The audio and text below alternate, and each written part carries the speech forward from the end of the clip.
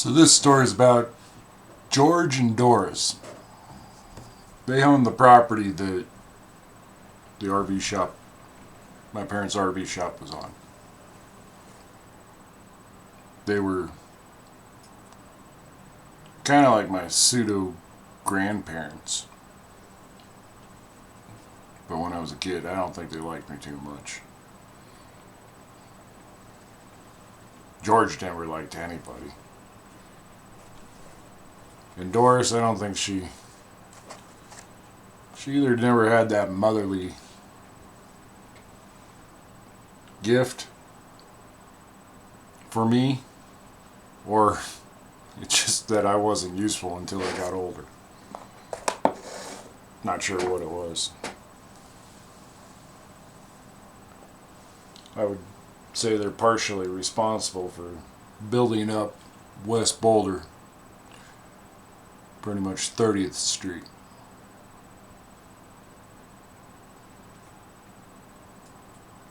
Bought a piece of property out on 30th back in, like, I think it was 48 or 50. I'm not exactly sure.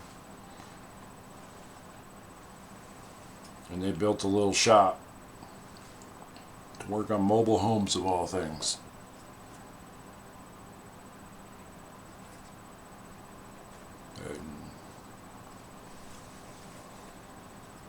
Like I said, George was just an old, ornery guy, and I really don't think he liked too many people. Other than the mail lady, and that's a story for another time. But these two, according to George, they never kissed for 40 some odd years.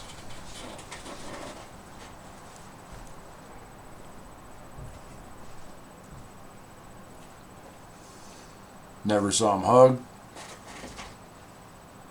And when they got older, they got to be a bitter old couple. They actually, when I was a little kid, they lived in one mobile home on the lot. Never really saw them too much when I was a kid. But when I got older, in my teens, they got to hang out with George more and help Doris a little bit. Doris is probably the hardest working person I've ever met in my life. And I'll be telling stories about her later.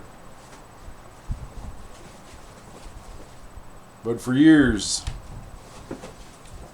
they would always bicker and argue, and never heard them yell.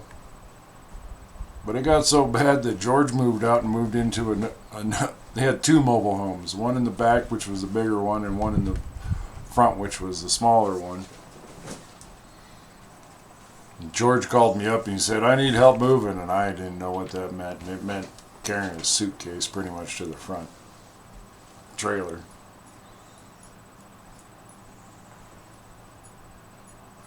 And they lived that way for I don't know how long.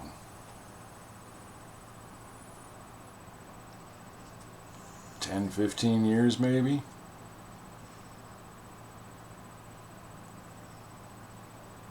I don't even know if they really talked to each other.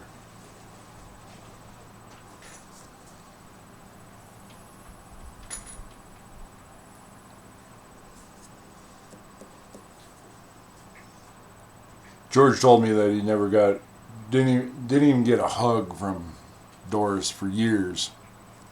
She was a very religious woman of some sort. I don't remember what. I guess I'm going to go into that mail lady story. So the mail was delivered to our shop about noon or something like that. And for years, George would just come into the shop and stand there and wait for this mail lady to come in, and he'd get a hug from her and leave. The mail lady would leave. So would George. No big thing. That went on for I don't know how long. But then one day Doris found out about it and chased the mail lady down the street.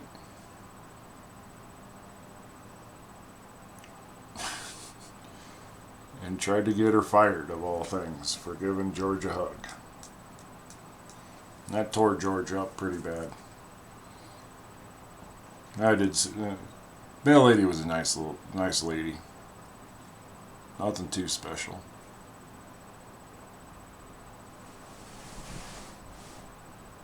But for probably another 5-10 years, they wouldn't talk. And all they did was stay alone, separate in their own little mobile homes. And George finally got sick. I think he was close to 90 at the time.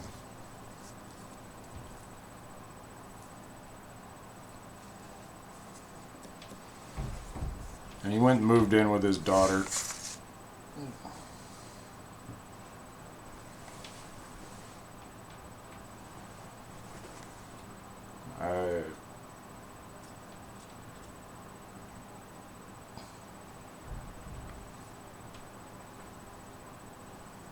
What happened was that he got a colonoscopy, of all things.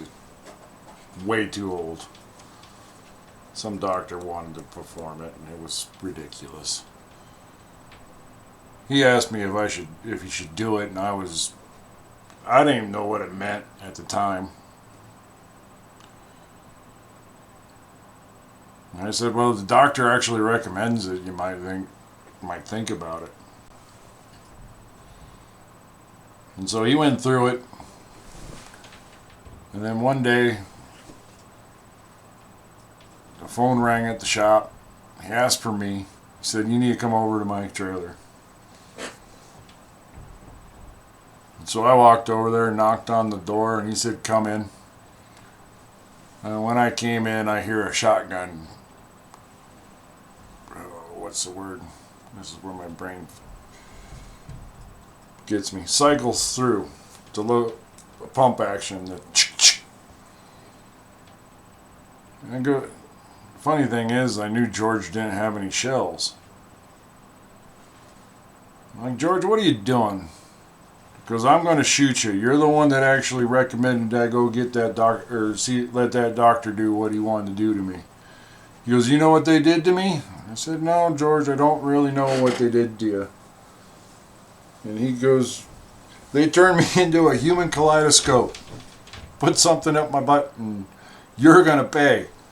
I go, George, you don't have any shells. He goes, damn it, I can't even scare you.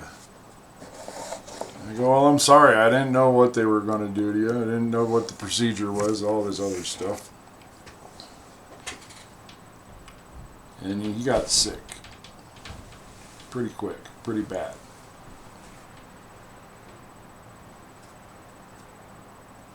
Funny thing was that every day, well, we actually back up. He moved in with his daughter, which was about 10 miles away. You gotta realize that Doris didn't go hardly anywhere. I mean, anywhere for most of her life.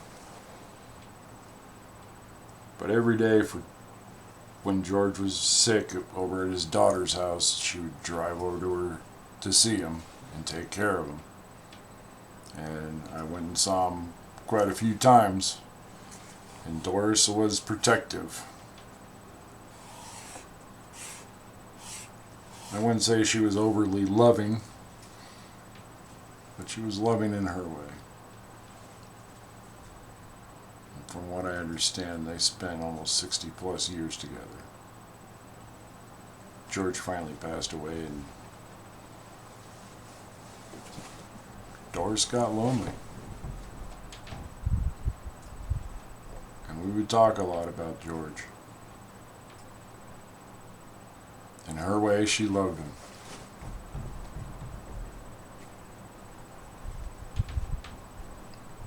She lasted about another 7 years or so. She finally passed also.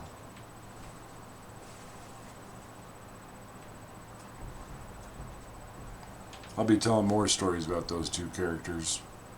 You won't believe it.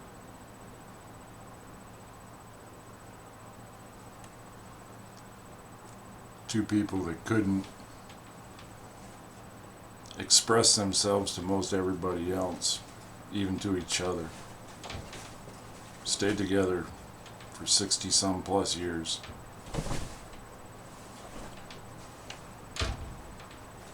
That built Boulder. And nobody even knows who they are.